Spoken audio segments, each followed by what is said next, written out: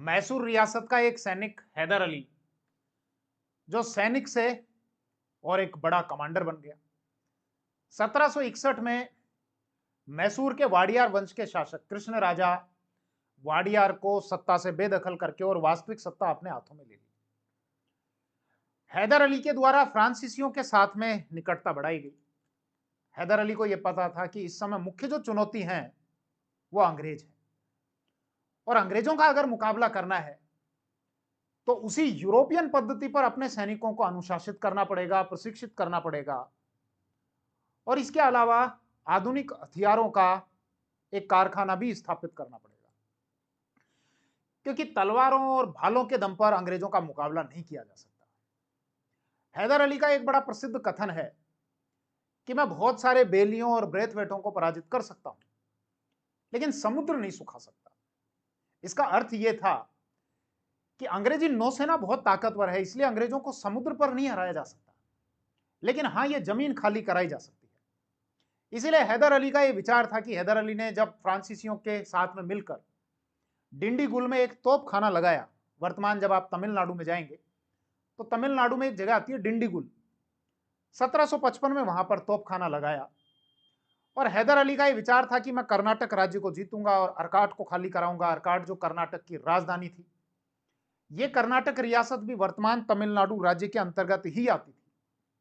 तो जब फ्रांसीसियों से निकटता बढ़ती गई और अंग्रेजों को यह था कि हैदर अली के द्वारा अर्काट को खाली कराया जाएगा और उसके बाद फिर अंग्रेजों को भी यहां से खदेड़ा जाएगा, तो अंग्रेजों और मैसूर राज्य के बीच में युद्ध होना स्वाभाविक था।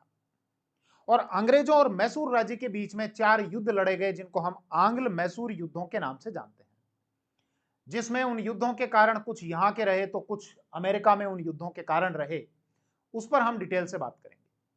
तो इस वीडियो में हम चर्चा करेंगे मैसूर राज्य के बारे में कि किस प्रकार से मैसूर की सत्ता एक राजा से 2 भाइयों के हाथों में गई, और किस प्रकार से वो सत्ता एक सैनिक से और कमांडर बने हुए हैदर अली के हाथों में चली गई, और फिर वापस से वही सत्ता फिर से वाडियार वंश के शासकों के हाथों में आ गई, और अंग्रेजों ने उस मैसूर रियासत को अपनी कठपुतली रियासत बना दी।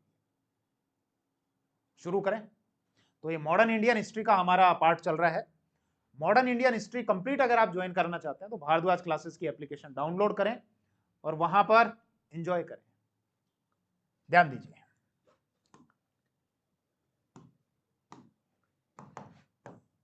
ये आपको एक राज्य चिन्ह दिख रहा है, ये मैसूर रियासत का राज्य चिन्ह है। इस राज्य चिन्ह में क्या है और क्या नहीं है उस पर मैं थोड़ी देर बाद आऊं। पहले आपको थोड़ा सा परिचय तो दूं कि मैसूर रियासत क्या, कौन सी मैसूर रियासत। ध्यान देना, यह है मैसूर रियासत, जहां पर वाडियार वंश का शासन हुआ करता था। यहां के शासक को कहा जाता था चिक्का।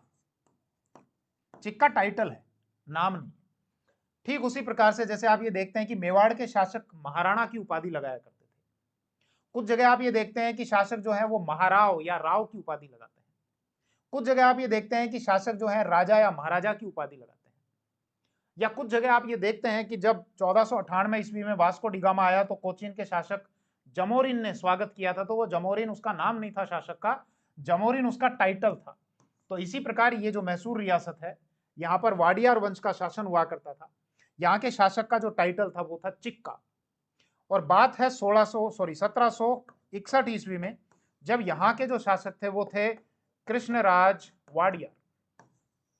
थोड़ा सा अगर चीजों को और समझे तो यहाँ पर एक राज्य हुआ करता था विजयनगर राज्य, और विजयनगर राज्य जो है ये काफी बड़ा राज्य था। और ये जो वाडियार वंश है ये विजयनगर वालों के सामंत थे। 1399 ईस्वी में वाडियार वंश ने यहाँ पर अपनी ये रियासत स्थापित की थी, लेकिन विजयनगर के अधीन वो सामंत हुआ करते थे, यहाँ के फ्यूडल लॉर्ड्स थे। आगे चलकर हम ये देखते हैं कि 1564 या 65 ईस्वी के लगभग में, मतलब 16वीं शताब्दी में, जब विजयनगर राज्य का पतन हो गया तो फिर इन मैसूर वालों ने भी अपने आप को स्वतंत्र घोषित कर लिया। तो जिस मैसूर रियासत की हम बात कर रहे हैं वो मैसूर रियासत है। ये आई इतनी बात समझ में। ये जो मैसूर है, इस मैसूर का अब ये देखो आप राज्य चिन्ह, इसमें आपको कुछ चित्र दिख रहे हैं। कौन कौन से चित्र? एक तो हाथी, इसके अलावा ये आपको एक चील दिख रही है, और इस चील ने अपने मुंह में, और अगर मैं जूम करूं तो इस चील ने देखो अपने मुंह में एक तो हाथी पकड़ रखे हैं और इसके अलावा अपने पंजों में भी हाथी पकड़ रखे हैं। इसके अलावा ऊपर अगर आप देखो तो ऊपर आपको शेर दिखता है, लॉयन, और इस लॉयन ने एक हिरण का शिकार किया हुआ है। ये लॉयन है और लॉयन ने हिरण का शिकार किया हुआ है। तो इसी मैसूर रियासत पर हम बात कर रहे हैं। अब सुनना थोड़ी सी बात, यहां का एक शासक था, इधर आ जाओ, हैदर अली पे आ जाओ। बात है बहुत पुरानी, कितनी पुरानी, 1761। इस समय मैसूर रियासत का जो शासक था वो था कृष्णराज वाडियार।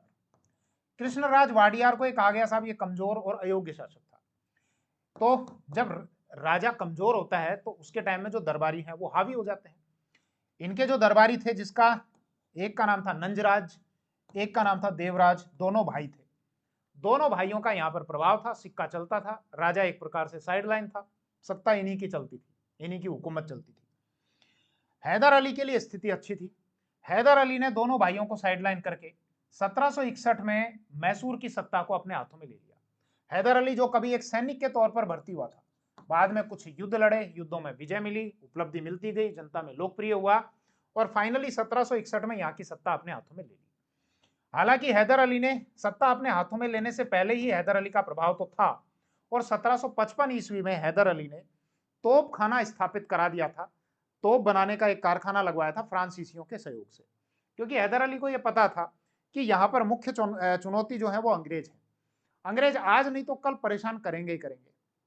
अंग्रेजों के साथ में लड़ना पड़ेगा। लड़ने के लिए आपको अनुशासित और प्रशिक्षित सेना चाहिए। इसके अलावा आपको उसी प्रकार के हथियार चाहिए जिनका उपयोग यूरोपियंस कर रहे हैं। तो ब्रिटेन से अंग्रेजों से लड़ाई होगी तो अंग्रेजों का दुश्मन कौन, फ्रांस। तो फ्रांस के साथ में मिलकर और अपन कुछ इस प्रकार का एक कारखाना स्थापित करें। तो 1755 ईस्वी में एक जगह आती है डिंडीगुल। जब आप तमिलनाडु में जाएंगे, वर्तमान जो भारत का राज्य है तमिलनाडु, इस तमिलनाडु में एक जगह आती है, ये तमिलनाडु, और वो जगह आती है डिंडीगुल। इस डिंडीगुल में 1755 ईस्वी में फ्रांसीसियों के सहयोग से हैदर अली ने एक तोपखाना स्थापित करा लिया। अब देखो, हैदर अली जब इस प्रकार के काम करेगा तो अंग्रेजों की नजर में तो रहेगी बात। अंग्रेजों को पता रहेगा कि साहब इस प्रकार का ये व्यक्ति तोपखाना बना रहा है और हमारे दुश्मन के सहयोग से बना रहा है। चलो लिखते जाओ, नोट करते जाओ। फिर हैदर अली का ये विचार था कि ये एक रियासत है। कौन सी रियासत? कर्नाटक रियासत। फिर से मैं बता दूं, पहले भी बताता आया हूं कि वर्तमान जो तमिलनाडु राज्य है, इस तमिलनाडु राज्य में एक रियासत होती थी जिसको कर्नाटक रियासत कहा जाता था। वर्तमान जो भारत का राज्य है कर्नाटक राज्य, वो राज्य अलग है। एक कर्नाटक रियासत जो थी वो कर्नाटक रियासत वर्तमान तमिलनाडु के अंतर्गत आया करती थी। इस कर्नाटक रियासत की जो राजधानी थी वो थी अर्काट। हैदर अली का यह विचार था, कर्नाटक को जीतूंगा, अर्काट को खाली कराऊंगा, पहले कर्नाटक को जीतूंगा और उसके बाद फिर अंग्रेजों को भी मैं यहां से खदेड़ दूंगा। तो अंग्रेज ये चीज देख ही रहे होंगे कि भाई फ्रांसीसियों के साथ में आई लव यू चल रहा है आजकल मामला, और इसके अलावा इस प्रकार के हैदर अली के विचार हैं। तो फिर अंग्रेजों ने हैदर अली के खिलाफ युद्ध छेड़ दिया। हैदर अली ने कहा ठीक है आ जाओ, ये मैसूर रियासत, ये कर्नाटक रियासत। हैदर अली ने आगे बढ़कर, और ये एक जगह आती है मद्रास। मद्रास जो क्या होती थी, इनकी प्रेसिडेंसी। दरअसल अंग्रेजों की मुख्य 3 प्रेसिडेंसी थी भारत में, 3 ही प्रेसिडेंसी थी। एक तो ये बंगाल, इसके अलावा इधर ये मद्रास, और इसके अलावा इधर ये बॉम्बे। तो 3 जो प्रेसिडेंसी थी इसमें से एक प्रेसिडेंसी थी मद्रास। हैदर अली आगे बढ़ा और आगे चलकर इस मद्रास को ही घेर लिया कि तुमको चारों तरफ से घेर लिया गया है, अपने आप को हमारे हवाले कर दो। घेर लिया गया, अंग्रेजों ने हाथ खड़े कर दिए, ठीक है साहब घेर लिया, माफ कर दो। एक संधि हुई, वो संधि हुई 1769। तो हम क्या आ गए, सीधे हम युद्ध पर आ गए कि अंग्रेजों और मैसूर रियासत के बीच में जो युद्ध हुआ, तो पहला युद्ध जो 1767 से 1769 ईस्वी के बीच में लड़ा गया, जिसमें हैदर अली ने मद्रास को घेरा और फाइनली एक संधि करनी पड़ी। और कहां पर हुई है संधि? मद्रास में। तो इस संधि को मद्रास की संधि कहा गया और इसमें हैदर अली का जो पक्ष है वो हावी रहा। दोनों ने कहा एक दूसरे के जीते हुए क्षेत्र लौटा देंगे, अब नहीं लड़ाई करेंगे, लड़ाई माफ करो। तो एक दूसरे के जीते हुए क्षेत्र लौटा दिए, लेकिन हैदर अली ने एक हिस्सा नहीं लौटाया और वो हिस्सा था करूर का। हैदर अली ने कहा भैया करूर पर अपना दिल आ गया है और करूर नहीं लौटाएंगे। वर्तमान वही तमिलनाडु है, इस तमिलनाडु में एक जगह आती है करूर, ये करूर नहीं लौटाया। तो इसका मतलब ये है कि हैदर अली का यहाँ कॉन्फिडेंस दिखाता है कि साहब संधि होने के बावजूद भी हैदर अली ने जो एक क्षेत्र अंग्रेजों से जीता था वो वापस लौटाने से मना कर दिया। तो ये तो होता है पहला आंग्ल मैसूर युद्ध। कौन सी संधि से खत्म? मद्रास की। कब? 1769 में। युद्ध कब से कब तक चला? 1767 से 69 तक। हैदर अली ने कौन सा एरिया नहीं लौटाया? करूर का क्षेत्र नहीं लौटाया। क्लियर इतनी बात। अब दूसरे युद्ध की, दूसरे युद्ध के लिए हमको चलना पड़ेगा अमेरिका। इधर आ जाओ, ये उत्तरी अमेरिका महाद्वीप। उत्तरी अमेरिका महाद्वीप में एक देश आता है यूनाइटेड स्टेट्स ऑफ अमेरिका। ये ब्रिटेन की कॉलोनी थी। यहां यूरोप में देखो ये दो देश आपको दिख रहे हैं, एक तो ये फ्रांस और एक ये ब्रिटेन, इंग्लैंड। दोनों दादा थे पूरी दुनिया के और जगह जगह पूरी दुनिया में इनकी कॉलोनी थी। ये वाला जो यूनाइटेड स्टेट्स ऑफ अमेरिका है ये कभी अंग्रेजों की कॉलोनी हुआ करता था। लेकिन यहाँ के जो लोग हैं, अब यहाँ के भी लोग कौन है? ज्यादातर तो मूल निवासी की बजाय तो जहाँ यहाँ पर वर्तमान में जो सत्ता है वो ब्रिटेन के ही लोग हैं, वही गोरे लोग हैं। खैर वो हमारा विषय नहीं है। यहाँ के लोगों ने कहा, बोले साहब हम महाद्वीप हैं, ये ब्रिटेन कहाँ है? एक छोटा सा द्वीप है, ये लोग हम पर कैसे शासन कर सकते हैं? हमको कतई स्वीकार नहीं है कि अंग्रेज हम पर शासन करें। तो इन्होंने स्वतंत्र होने के लिए आंदोलन छेड़ रखा था। और अंग्रेज यहां पर यूनाइटेड स्टेट्स के इन लोगों ने, मतलब अमेरिका के लोगों ने, जुलाई 1776 ईस्वी में अपने आप को स्वतंत्र घोषित कर दिया था। हालांकि औपचारिक रूप से ये जो स्वतंत्र हुए थे वो सितंबर 1783 में औपचारिक रूप से स्वतंत्र हो गए थे। फिर से अगर मैं बोलूं, अमेरिका जो इस समय ब्रिटेन की कॉलोनी है, अमेरिका के लोग अंग्रेजों के खिलाफ यहां पर आंदोलन कर रहे हैं, लड़ रहे हैं कि हम स्वतंत्रता प्राप्त करेंगे। जुलाई 1776 ईस्वी में इन्होंने अपने आप को स्वतंत्र घोषित कर दिया। लेकिन औपचारिक रूप से सितंबर 1783 में ये स्वतंत्र हुए थे पेरिस की संधि के द्वारा। वो खैर हमारा विषय नहीं है। अब यहाँ के जब लोग आपस में ये लड़ रहे हैं अंग्रेजों के खिलाफ, तो ये दोनों आपस में दुश्मन, फ्रांस और ब्रिटेन। फ्रांस के लोगों ने इन अमेरिका के लोगों का साथ दिया और फ्रांस के लोगों ने कहा कि भाइयों तुम संघर्ष करो, हम तुम्हारे साथ हैं, भाइयों तुम आगे बढ़ो, हम तुम्हारे साथ हैं। तो कुल मिलाकर अगर देखा जाए तो अब लड़ाई किसके बीच में हो गई? अंग्रेजों और फ्रांसीसियों के बीच में। भाई अंग्रेज लड़ रहे हैं या अमेरिकन लोगों के साथ में, लेकिन फ्रांसीसी इनका साथ दे रहे हैं। अब लड़ाई हो गई इन दोनों के बीच में। दुनिया में जगह जगह इनकी कॉलोनीज थी, कहीं पर भी ये आपस में लड़ते तो दुनिया भर में आपस में लड़ना शुरू कर देते थे। भारत में भी इनकी कॉलोनी थी, अब भारत में भी इन्होंने लड़ना शुरू कर दिया। तो अब आ जाओ इधर, यहाँ भारत में। भारत में यहां पर एक जगह आती है माहे। थोड़ा बड़े मैप से आपको समझाता हूं, इधर ध्यान दो। आप केरल में जाओ तो केरल में एक जगह आती है माहे, जो पुदुचेरी यूनियन टेरिटरी है उसका पार्ट है। समझना थोड़ा सा चीजों को, रटना नहीं है कुछ भी। एक यूनियन टेरिटरी है पुडुचेरी, और पुडुचेरी के चार हिस्से हैं, पुडुचेरी और कराईकल। एक तो क्या है? पुडुचेरी, एक है कराईकल, एक है माहे और एक है यनाम। ठीक, ये पुडुचेरी में आते हैं। पुडुचेरी और कराईकल तो तमिलनाडु में आता है, मतलब यहां पर इस जगह। माहे कहां पर आता है? केरल में। और यनाम कहां पर, किस जगह आता है? आंध्र प्रदेश में। है यूनियन टेरिटरी के पार्ट। और कौन सी यूनियन टेरिटरी? पुडुचेरी। ये कौन सी कॉलोनी थी? फ्रेंच कॉलोनी थी। हालांकि फ्रांसीसी जो है वो भारत में अब कोई थोड़ी बहुत गिनी चुनी जगह पर रह गए थे, इन जगह पर, क्योंकि बाकी जगह से अंग्रेजों ने उनको खदेड़ दिया था। थोड़ा सा मैं आपको रिकॉल कराता हूं, अभी कौन सी स्थिति चल रही है? अभी चल रही है बात 1780 से और 84 के बीच में। हम क्या बात कर रहे हैं? हम बात कर रहे हैं दूसरे एंग्लो और मैसूर युद्ध के बारे में। इससे पहले लेकिन अंग्रेजों ने फ्रांसीसियों को भारत में निर्णायक रूप से पराजित कर दिया था, लेकिन फिर भी फ्रांसीसियों की कुछ कॉलोनियां यहां पर थी। तो अंग्रेजों ने क्या किया? ये जो हिस्सा आता है माहे, इस माहे पर अटैक कर दिया। अब माहे पर जब अटैक किया तो हैदर अली जो है मैसूर वाला, वो नाराज हुआ। हैदर अली ने कहा कि अंग्रेजों तुम्हारी इतनी औकात, तुम्हारी इतनी ताकत कि तुम मेरी टेरिटरी पर अटैक करो। तो अंग्रेजों ने कहा आप पर अटैक नहीं किया हमने, हमने तो माहे पर अटैक किया है। माहे जो फ्रांसीसियों की बस्ती है। हमारा और अंग्रेजों और फ्रांसीसियों का युद्ध चल रहा है। अमेरिका में ये जो है अमेरिकन का साथ दे रहे हैं हमारे खिलाफ, इसलिए हमने इन पर यहां पर अटैक किया माहे पर। हैदर अली ने कहा ना, तुमने माहे पर जो अटैक किया है ये माहे मेरी टेरिटरी में आता है। हैदर अली ऐसा मानता था। तो ये हमला मेरे ऊपर हमला है, अब तुमको मेरे साथ लड़ना पड़ेगा। तो कुल मिलाकर कहां से कहानी चली? अमेरिका से। अंग्रेजों ने यहां माहे पर अटैक किया, हैदर अली नाराज हुआ, हैदर अली ने अब इन पर अटैक कर दिया। तो ये दूसरा युद्ध हुआ जिसको हम दूसरा आंग्ल मैसूर युद्ध बोलते हैं, 1780 से और 84 के बीच में। अब इस दूसरे युद्ध में क्या हुआ, तो हैदर अली के ऊपर चलते हैं। हैदर अली ने अंग्रेज सेनापति था जिसका नाम था बेली, और बेली को बेली डांस करवाया कि बेली डांस, कि भाई बेली बेली डांस कर। बेली डांस करा करा के दौड़ा दौड़ा के इसको खूब भगाया। तो इसमें हैदर अली ने सबसे पहले तो अंग्रेज सेनापति बेली को हराया। उसके बाद फिर अंग्रेजों ने दूसरा सेनापति भेजा जिसका नाम था आयरकूट। दिखाऊं आपको शकल आयरकूट की, ये देखो, ये आयरकूट की शकल, ये अंग्रेज सेनापति आयरकूट। आयरकूट और हैदर अली के बीच में एक युद्ध हुआ 1781 ईस्वी में, जिसको पोर्ट नोवा का युद्ध बोलते हैं। और इस पोर्ट नोवा के युद्ध में आयरकूट ने हैदर अली को कूट दिया। भाई नाम इसका आयरकूट है, जो आदमी आयरन को कूट दे वो तो किसी को भी कूट दे।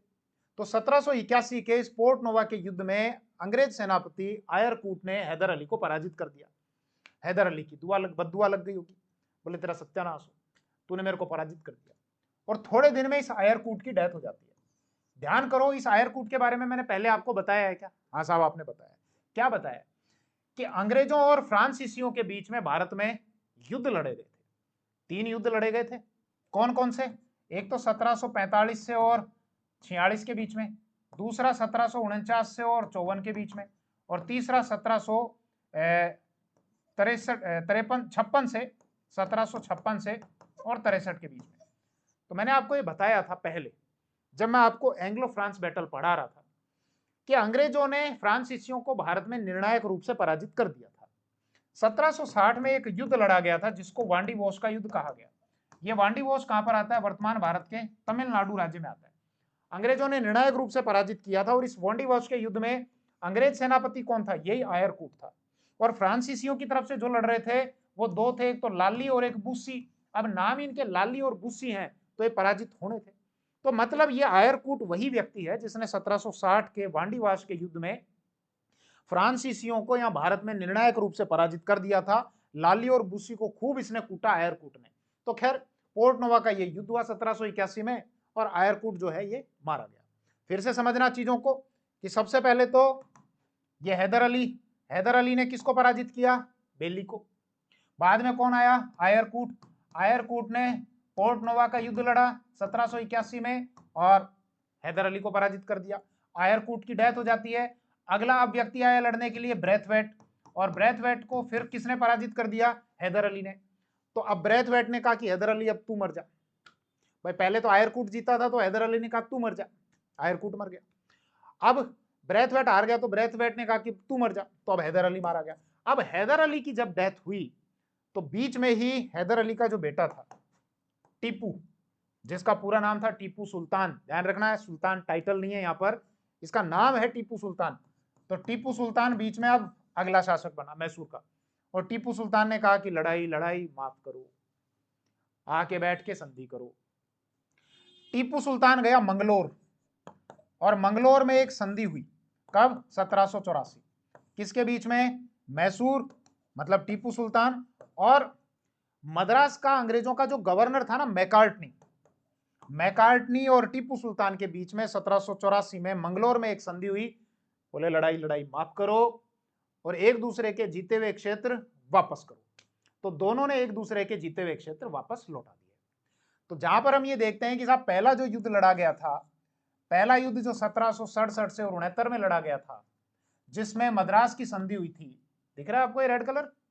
इधर कर लेता हूं, जिसमें मद्रास की संधि हुई थी। और उस मद्रास की संधि के द्वारा वो युद्ध समाप्त हुआ था, पहला वाला। उसी तरह हम देखते हैं कि दूसरा ये जो युद्ध हुआ था 1780 से 84 के बीच में, और ये मंगलोर की संधि के द्वारा ये समाप्त होता है। पहले वाले युद्ध में हैदर अली का मतलब मैसूर रियासत का पक्ष मजबूत रहा, और दूसरा वाला जो युद्ध है इसमें दोनों पक्ष बराबरी पर रहे, ना ये जीता ना दूसरा वाला हारा। क्लियर इतनी बात? अब बात करते हैं तीसरे युद्ध की। तीसरा युद्ध लड़ा गया 1790 से और 92 ईस्वी के बीच में। अब शासक कौन है? टीपू सुल्तान। भाई शुरू में पहले वाले में शासक कौन था? हैदर अली। दूसरे वाले में डेथ हो ही गई थी, तो अब टीपू सुल्तान कुल मिलाकर शासक बन चुका है। 1782 से और 1799 ईस्वी तक टीपू सुल्तान जो है वो शासक रहा था। अब ये जो तीसरा युद्ध हुआ 1790 से 92 ईस्वी के बीच में, इसका क्या कारण है? तो सुनना आप इसको। इधर आ जाओ इंडिया के मैप पर। आप केरल जाओ, केरल, ये केरल, यहां पर एक जगह आती है कोचीन। यहीं पर डचों की 2 बस्तियां थी। डच कंपनी भी तो यहां पर थी। तो डचों का भी वैसे तो कारोबार यहां पर अंग्रेजों ने खत्म कर ही दिया था। मैंने आपको ये बताया था, समझ लो चीजों को। ये मैंने आपको बताया था कि ये जो है बंगाल, यहां पर ये है कलकत्ता। कलकत्ता से थोड़ा सा ऊपर आओगे तो यहां पर एक जगह आती है चिनसुरा। चिनसुरा में डचों की मुख्य फैक्ट्री थी, जो 1653 ईस्वी में डचों ने यहां पर अपनी मुख्य फैक्ट्री लगाई थी। हालांकि डच जब आए थे तो सबसे पहले उन्होंने अपनी जो मुख्य फैक्ट्री लगाई थी वो यहां पर लगाई थी मसूलीपट्टनम में, जो आपके आंध्र प्रदेश में आता है, 1605 में। लेकिन डचों का जो मुख्य केंद्र था भारत में वो ये था चिनसुरा, जो हुगली नदी के किनारे आता है। 1653 में यहां पर फैक्ट्री लगा ली थी, मुख्य केंद्र था। बाद में 1759 में अंग्रेजों और डचों के बीच में एक युद्ध लड़ा गया था, जो यहीं चिनसुरा में लड़ा गया था, जिसको हम चिनसुरा का युद्ध बोलते हैं, या उसी को हम वेदरा का युद्ध भी बोलते हैं, या उसी को हम बिदेरा का युद्ध भी बोलते हैं, या उसी को हम हुगली का युद्ध भी बोलते हैं। 1759 में अंग्रेजों ने डचों को भारत में निर्णायक रूप से पराजित कर दिया था। डचों ने हाथ खड़े कर दिए, बोले मालिक माफ कर दो, हम चले जाते हैं यहाँ से। बोले व्यापार के तौर पे कभी कभार छोटा मोटा कर सकते हो, बाकी यहाँ पर सत्ता संभालने की मत सोचना। और डचों को यहाँ से अपना सारा सामान वामान समेट के और कहाँ जाना पड़ा? इंडोनेशिया में।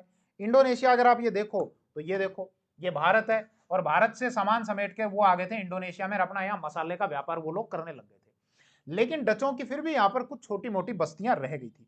तो उन्हीं बस्तियों में से वापस आ जाओ विषय पर, कि जब आप यहाँ केरल में जाओगे तो यहाँ एक जगह आती है आपके कोचीन, और यहीं पर डचों की 2 बस्तियां थी। एक बस्ती थी जैकाटे और एक थी क्रेगानूर। डचों ने कहा कि जैकाटे और क्रेगानूर को बेचना चाहते हैं, कोई अगर खरीदना चाहता है तो 5 रुपए 5 रुपए 5 रुपए 5 रुपए, मतलब बोला होगा इस तरीके से इन्होंने। बोले बेचना चाहते हैं, कोई खरीदने में इंटरेस्टेड है तो आ जाओ।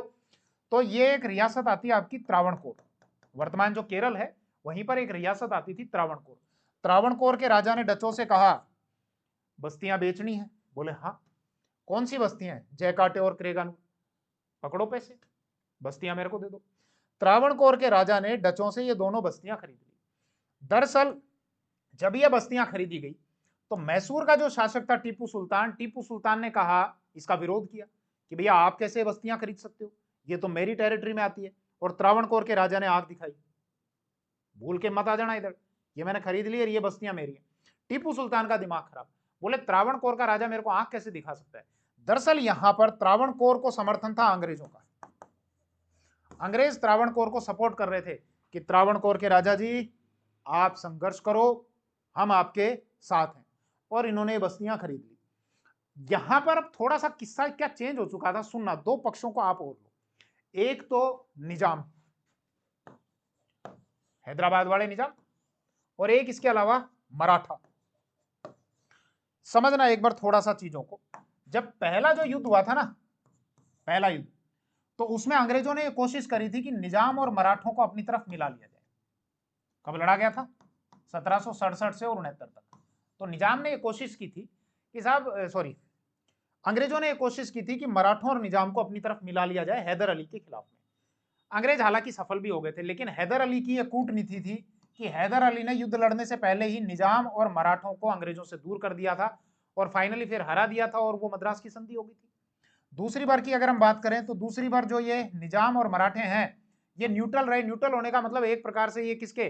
टीपू सुल्तान की तरफ रहे थे। शुरू में हैदर अली था दूसरे युद्ध के टाइम में, बाद में डेथ हो गई जब टीपू सुल्तान बन गया। अब जब ये तीसरा युद्ध हो रहा है तो तीसरा युद्ध कब? 1790 से और 92 ईस्वी के बीच में। क्यों हो रहा है? क्योंकि जैकाटे और क्रेगानूर, ये जो 2 बस्तियां हैं, ये त्रावणकोर के राजा जो है वो खरीद रहे हैं। अब जब वो खरीद रहे हैं तो त्रावणकोर के राजा को किसका समर्थन है? अंग्रेजों का समर्थन है। अंग्रेज क्या है, अपना जो वो गर्म दूध पी के उनका मुंह जल चुका था पहले, तो वो छाछ को भी फूक फूक कर पी रहे थे। अंग्रेजों को ये पता था कि हम मराठों और निजाम को साथ लिए बिना मैसूर वालों को पराजित नहीं कर सकते, इसीलिए अंग्रेजों ने अब निजाम को भी अपनी तरफ मिला लिया था और प्लस मराठों को भी अपनी तरफ मिला लिया था। तो अगर देखा जाए तो ये जो तीसरा युद्ध हो रहा है, जिसमें एक तरफ कौन? टीपू सुल्तान, और दूसरी तरफ कौन है? एक तो त्रावणकोर का शासक प्लस अंग्रेज प्लस मराठे प्लस निजाम। ये किस्सा बदला कैसे? सुनना बात को। एक आदमी की शक्ल दिखाता हूं। कौन सा आदमी? ये वाला। ये कौन है? ये है कॉर्नवालिस। कॉर्नवालिस। ध्यान करो, मैंने अभी आपको बताया था कि अमेरिका पर अंग्रेजों का अधिकार था। अमेरिकन इनके खिलाफ संघर्ष कर रहे थे कि भागो अंग्रेजों, तुम भागो, यहां से भाग जाओ। वहां अमेरिका में अंग्रेजों का जो सेनापति था, जो कमांडर था, वो यही था कॉर्नवालिस। अमेरिका में ये लोग पराजित हुए। पराजित होने के बाद कॉर्नवालिस को अमेरिका से और भारत भेज दिया गया। भारत में इसको बंगाल का गवर्नर जनरल बनाकर भेजा गया। 1786 से और 1793 ईस्वी के बीच में यह भारत का गवर्नर जनरल रहा। इसने बहुत सारे सुधार किया। आगे जब मैं आपको गवर्नर जनरल पढ़ाऊंगा तो वहां पर और डिटेल से आपके साथ में चर्चा करूंगा। बात यह है कि यह अमेरिका से पराजित होकर आया था। भारत में यह आया तो इसको अपनी योग्यता सिद्ध करनी थी। बोले पराजित होकर आया हूं, और पराजित जो है अब ये काला कलंक लग चुका था इसके माथे पे। बोले अब कुछ भी हो, अब अपने को यहां पर अब मुझे अपनी धाक जमानी है। इसने देखा कौन सी रियासत में विवाद चल रहा है। बोले साहब वो मैसूर रियासत और अपने उसके साथ में विवाद चल रहा है। इसने त्रावणकोर के राजा से कहा कि त्रावणकोर के राजा जी, आप आगे बढ़ो, आप तो डचों वाली बस्तियों को खरीदो, हम आपके साथ हैं। मराठों और निजाम को भी अपनी तरफ मिलाया। मराठों से कहा आप हमारा साथ दो, जीतेंगे तो आपको भी फायदा होगा इसमें। मैसूर रियासत को तोड़ लेंगे आधा, और तोड़ के उसके हिस्से अपन तीनों भाई आपस में बांट लेंगे। इसके अलावा निजाम को भी अपनी तरफ मिलाया। निजाम से कहा आप तो साथ दो, मैसूर रियासत को तोड़ लेंगे आधा, और तोड़ के तीनों भाई आपस में बांट लेंगे। तो ये जो कॉर्नवालिस है, इसने शुरू में छेड़छाड़ की। अब टीपू सुल्तान ने विरोध किया त्रावणकोर के राजा से। त्रावणकोर का राजा जब नहीं माना तो टीपू सुल्तान ने अटैक किया। टीपू सुल्तान ने जब अटैक किया तो टीपू सुल्तान ने अंग्रेजों की जो फौज थी, मतलब अंग्रेजों का एक सेनापति था, वो मारा गया। उसका नाम मेरे को ध्यान नहीं आ रहा है, क्या नाम था उसका। अंग्रेजों का एक सेनापति कुल मिलाकर उस पहले युद्ध में मारा गया। अब जब वो मारा गया तो अब और ज्यादा बेइज्जती। बोले चला के तुमने लड़ाई करी, टीपू सुल्तान ने अटैक किया, तुम्हारा सेनापति मारा गया, कॉर्नवालिस ने सेना तैयार की। बोले इस बार अपन मैसूर की राजधानी श्रीरंगपट्टनम पर अटैक करेंगे। इधर ध्यान दो। अब कहां गया ये? सीधा श्रीरंगपट्टनम। मैसूर की कैपिटल थी श्रीरंगपट्टनम। यहां पर गया, टीपू सुल्तान को घेर लिया। टीपू सुल्तान को घेरने के बाद फाइनली टीपू सुल्तान को करना पड़ा सरेंडर। बोले साहब सरेंडर करते हैं। अंग्रेजों ने युद्ध हर्जाना लगाया। बोले तुम्हारे कारण हमको नुकसान हुआ है, 3 करोड़ का युद्ध हर्जाना दो। कुछ जगह और अलग अलग भी हमको देखने को मिलता है। इसके अलावा ये जब 3 करोड़ नहीं दे पाया तो टीपू सुल्तान के 2 बेटे थे, उन 2 बेटों को बंधक बना लिया। बोले पैसा दो और अपने बेटों को छुड़ा लो। बहुत अपमानजनक बात थी। इसके अलावा ये जो मैसूर राज्य था, इस मैसूर राज्य को आधा तोड़ दिया, और आधा तोड़ने के बाद इसको 3 हिस्सों में बांट लिया। 3 हिस्से कौन से? एक हिस्सा तो रखा अंग्रेजों ने अपने पास में। अंग्रेजों ने 3 हिस्से लिया। अभी मैं समझाता हूं वापस। अंग्रेजों ने एक तो लिया मालाबार, एक लिया डिंडीगुल, और एक लिया बारामहल। अभी बताऊंगा मैं आपको। किसको तोड़ा? मैसूर को तोड़ा, 3 हिस्सों में तोड़ा। एक हिस्सा अंग्रेजों के पास, एक मराठों के पास, एक निजाम के पास। अंग्रेजों के पास कौन सा? मालाबार, डिंडीगुल, बारामहल। इसके अलावा ये जो तुंगभद्रा नदी आती है, तुंगभद्रा नदी के उत्तर वाला जो हिस्सा है ये दे दिया मराठों को। और इसके अलावा 2 नदियां आती हैं, कृष्णा और पेन्नार, उनके बीच वाला जो हिस्सा है वो दे दिया निजाम को। समझना, इधर मैप से समझो।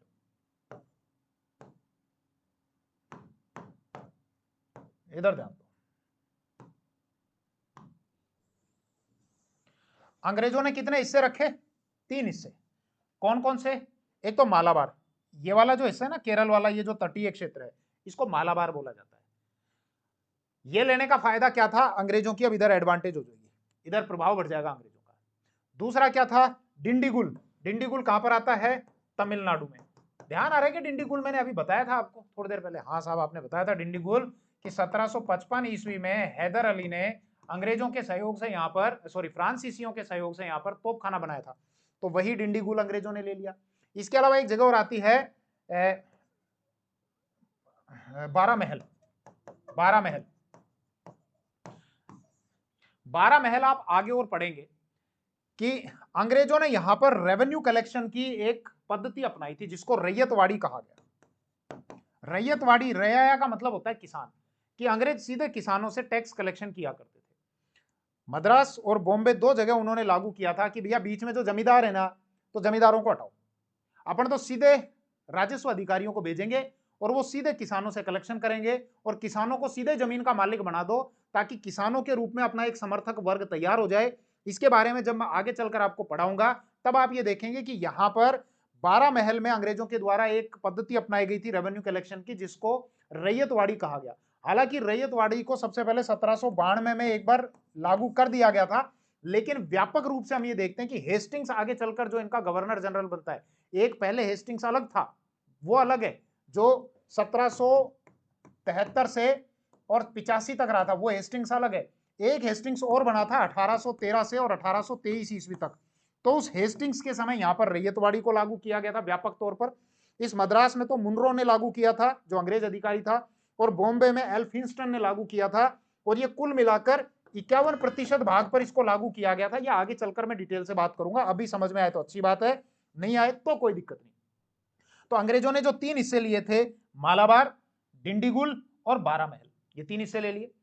इसके अलावा मराठों को कौन सा हिस्सा दिया? ये जो तुंगभद्रा नदी आती है, वर्तमान जो एक राज्य है कर्नाटक, कर्नाटक में 2 नदियां हैं, एक तुंगा और एक भद्रा, उनके मिलने से एक नदी बनती है तुंगभद्रा नदी, जो आपके एक तो कर्नाटक में बहती है और इसके अलावा आगे चलकर आंध्र प्रदेश में जाती है। तो इसके ऊपर वाला जो हिस्सा है ना, ये ऊपर वाला, ये हिस्सा तो दे दिया मराठों को। इसके अलावा 2 नदियां आती हैं, कृष्णा, ये इधर से कृष्णा नदी जाती है, एक ये इधर नदी आती है आपकी पेन्नार। कृष्णा और पेन्नार के बीच का जो क्षेत्र है, ये निजाम को दे दिया।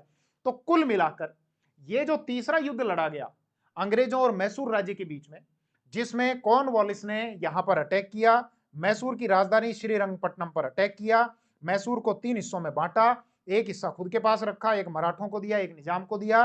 मैसूर पर 3 करोड़ का युद्ध हर्जाना लगाया गया। ये राशि जब नहीं चुकाई गई तो टीपू सुल्तान के 2 बेटों को बंधक बना लिया। अब अंग्रेज देखो कितनी जबरदस्त स्थिति में थे और किस प्रकार से यहाँ के राजाओं को यूज में ले रहे थे।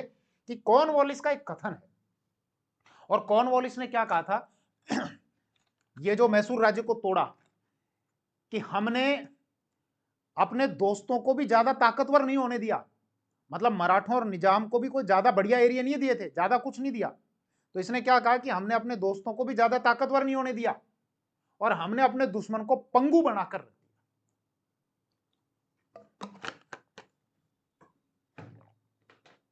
ये किसका कथन है? कॉर्नवालिस का। तो 3 युद्ध होते हैं अब तक। पहला युद्ध 1767 से 69, दूसरा 1780 से 84, अमेरिका वाला रीजन, तीसरा 1790 से और 92। अब फाइनली आता है चौथा युद्ध 1799, और इस चौथे युद्ध के बाद टीपू सुल्तान की हो जाएगी डेथ और मैसूर पर वापस से हो जाएगा वाडियार वंश का अधिकार, और वाडियार वंश और अंग्रेजों के बीच में हो जाएगी एक संधि, जिसको सहायक संधि कहा गया। और अब कुल मिलाकर मैसूर राज्य अंग्रेजों की कठपुतली राज्य रह जाएगा। सुनना बात को, भारत में आया एक नया गवर्नर जनरल बनकर, बंगाल का जो गवर्नर जनरल था वेलेजली। और वेलेजली बड़ा एक उग्र व्यक्ति था कि किस प्रकार से ब्रिटिश राज्य का ज्यादा से ज्यादा विस्तार करना है। मैसूर को ये अपने अधिकार में लेना ही चाह रहे थे कि कैसे मैसूर पर अपना अधिकार रखा जाए। तीसरा जो युद्ध हुआ था, इस तीसरे युद्ध के कारण टीपू को बहुत अपमान सहना पड़ा था।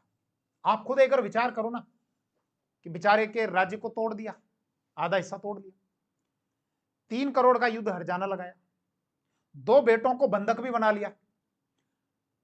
टीपू सुल्तान क्या करे? टीपू सुल्तान ने पूछा अंग्रेजों का दुश्मन कौन? बोले फ्रांस। फ्रांस में एक व्यक्ति इस समय लीडर बना फ्रांस का, जिसका नाम था नेपोलियन बोनापार्ट। नेपोलियन बोनापार्ट ने कहा कि हम लोग अंग्रेजों को क्यों नहीं हरा पाते? बोले साहब, अंग्रेजों की दुनिया भर में खूब बस्तियां हैं, वहां से उनके पास में रेवेन्यू आता है, पैसा आता है, जब तक वो बस्तियां हैं तब तक रेवेन्यू आता रहेगा, नहीं हरा पाएंगे। बस्तियां तो अपनी भी हैं लेकिन अपने पास में रेवेन्यू नहीं आता। बोले एक काम करेंगे, अंग्रेजों को दुनिया भर में जहां जहां बस्तियां वहां से खदेड़ना शुरू करेंगे, अंग्रेजों को पराजित करेंगे। ठीक साहब। इस प्रकार के जब समाचार आए टीपू सुल्तान के पास भी कि साहब वहां पर नेपोलियन बोनापार्ट है फ्रांस में, अंग्रेजों को दुनिया भर से खदेड़ने की बात कर रहा है, तो टीपू ने कहा कि मेरा भी एक मैसेज भिजवा दो कि भाई तुम्हारे साथ है, तुम संघर्ष करो, भाई तुम्हारे साथ है। टीपू ने न केवल फ्रांसीसियों से संपर्क साधा, बल्कि इसके अलावा टर्की, जो तुर्की है ना देश, वहां पर, इसके अलावा मिस्र, जो इजिप्ट जिसको हम कहते हैं, उनसे भी संपर्क साधा, और भी मिडिल ईस्ट की कुछ कंट्री थे। मतलब एक प्रकार से देखा जाए तो टीपू जो है ये अपनी स्वतंत्र विदेश नीति को अपना रहे थे।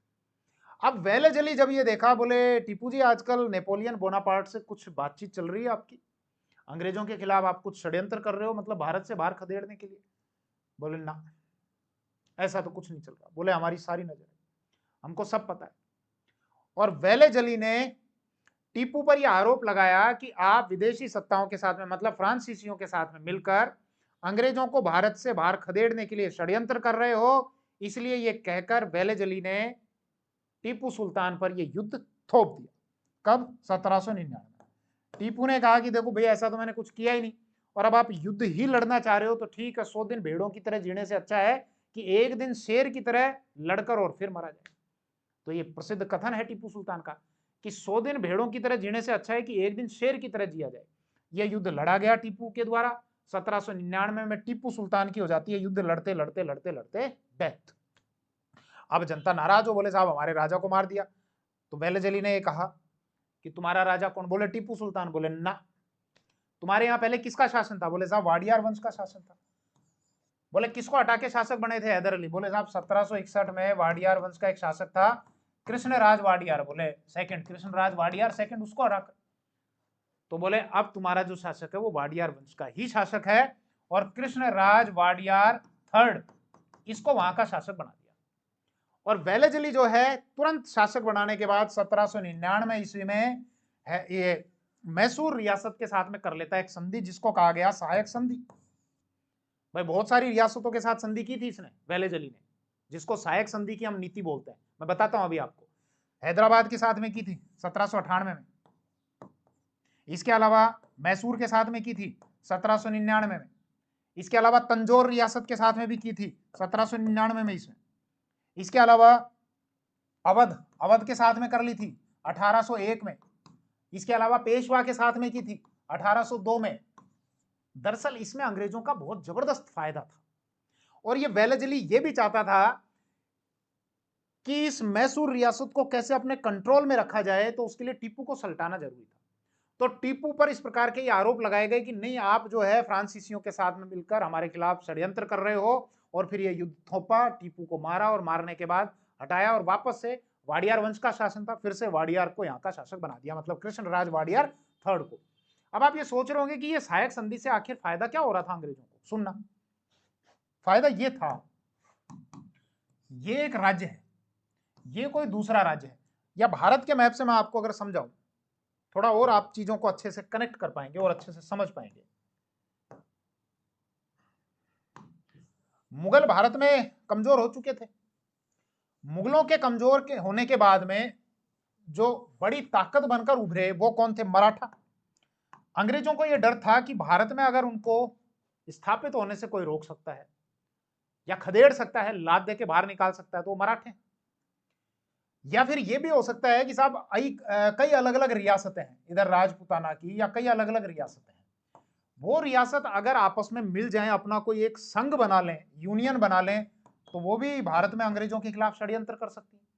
तो या तो रियासतें आपस में कोई संघ बना लें, या फिर मराठे वो हमको यहां से बाहर खदेड़ दें, या फिर फ्रांस में जो एक नया वहां का लीडर आया है जिसका नाम है नेपोलियन बोनापार्ट, वो नेपोलियन बोनापार्ट इन रियासतों के साथ में अपना कोई अलायंस बना सकता है, मराठों के साथ अलायंस बना सकता है, तो हमारे लिए तो यहां पर दिक्कत हो जाएगी। फिर दूसरा कि अपने राज्य को और ज्यादा तेजी से और कैसे बढ़ाया जाए?